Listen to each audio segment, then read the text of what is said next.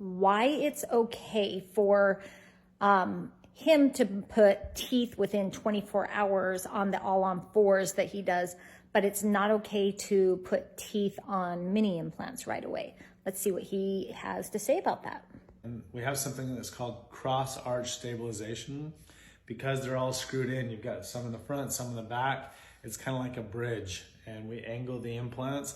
It just really strengthens the support between them, and that's why we're able to give teeth in 24 hours that are screwed in, because each implant adds to the strength of the other implants.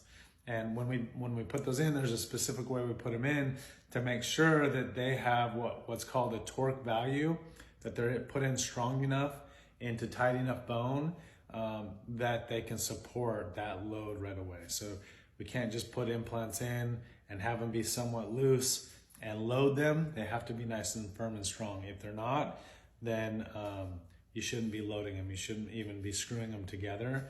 They have to have what's called a composite torque value of 120 Newton centimeters. So anyway, a little bit of technical information, but that's basically what it comes to, which is why it's so important to go to someone who does this on a regular basis, who's trained in the advanced techniques, because getting that initial torque value, sometimes you have to put implants in additional areas, and if you're not trained in that, you're going to end up in a denture, and you're not going to be able to get teeth the next day because they're not strong enough. The bone's soft. Any pressure on the mini dental implants or standard dental implants, if you're snapping something on and off in that initial healing phase, as we put the implants in, the bone over the first 2 months, actually, it breaks down around the implant. It has to kind of break down, and then it builds back up. So over the first couple months, the implants get actually weaker, and then they get super strong as the bone regenerates and grows into the implant.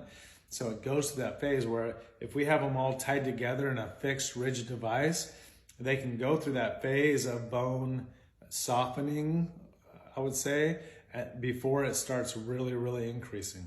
Once the bone integrates into the implants are rock solid. But in that transitional period, if they're not tied together and we're just loading them, meaning we're putting pressure over here and it's not tied over here, it's just snapped on, this implant is receiving all the forces and it's not distributed throughout the rest of them. That in that weak state is going to cause this implant to just move just a little bit. Any movement of dental implants allows tissue to grow down in there, and we get what's called soft tissue encapsulation. The soft tissue starts working its way around the implant, and then you have total implant failure.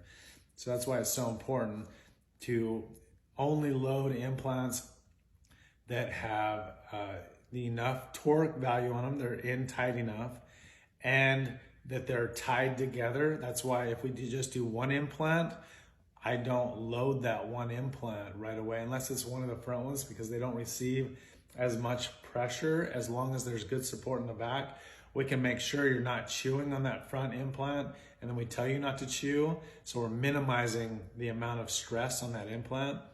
But if we're just doing one implant and let's say it's in the back and there's not good teeth around it, I would never load that, meaning I would never put a tooth on it initially, because it's going to go through that weakening phase before it gets strong.